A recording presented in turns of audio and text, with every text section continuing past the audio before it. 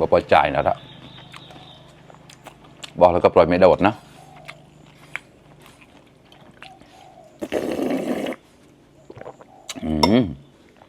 ตาหนุ่ม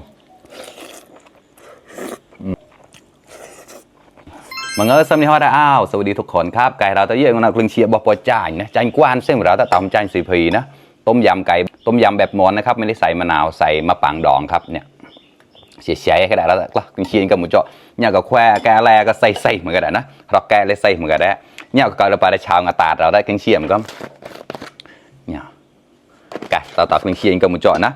นึกเรียกว่าเชียร์ที่ผ่านเดินไหลเดินแฉกับมาตาเราแต่นะแต่ต่อกึ่งเชียงนงเชียร์เราแกนี่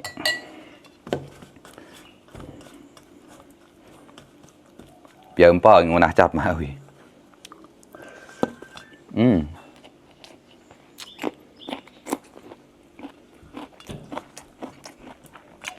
ก็บ้านเรา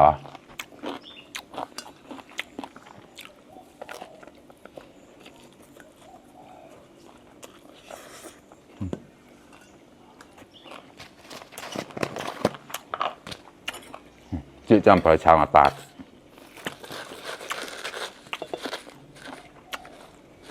มันก็เครื่องเสียมกับเราแล้วเนี่ยมันเริ่มเครื่องเสียมเนี่ยอารมณ์แกล้เอาละ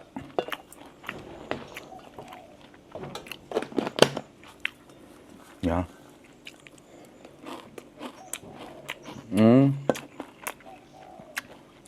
ตาดđiปลาตาดนะtôi được rồi bờ đi cởi ráo vào nó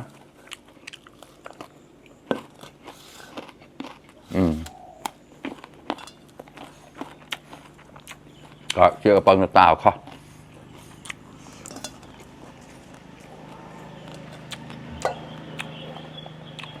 bỏปล่อยจ่ายนะละบอกแล้วก็ปล่อยไม่โดดนะว่าเฉยๆฮะมันก็เชี่ยมมาเหล่ากูเชี่ยมบอกปล่อยจ่ายมาเหล่าละ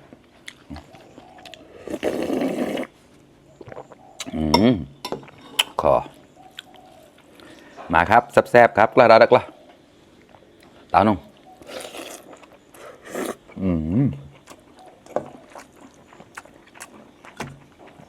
ขอ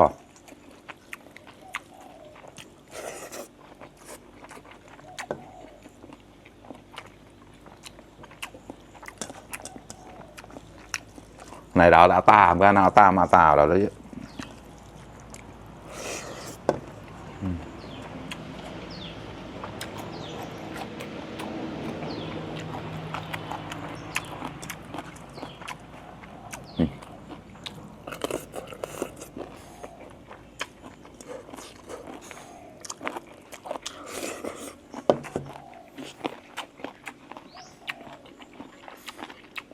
nhà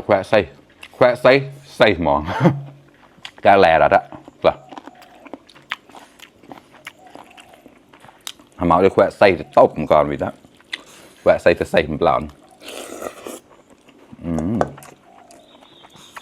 khom thôi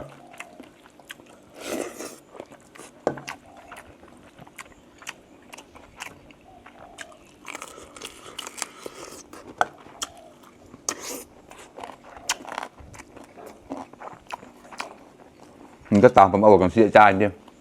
มีนักเสียสมแบบปาดนะเส้นมันจะระโตขึ้นมาละหายกว่าหางานกันเสียมันจะบาดถอนะข้อมาอยู่แล้วต่อใจกวานเปิดคอเราละ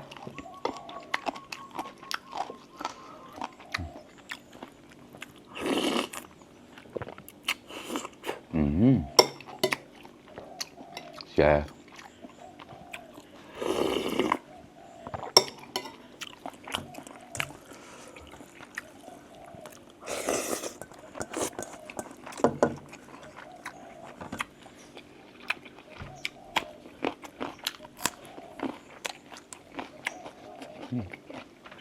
ไปไม่โดด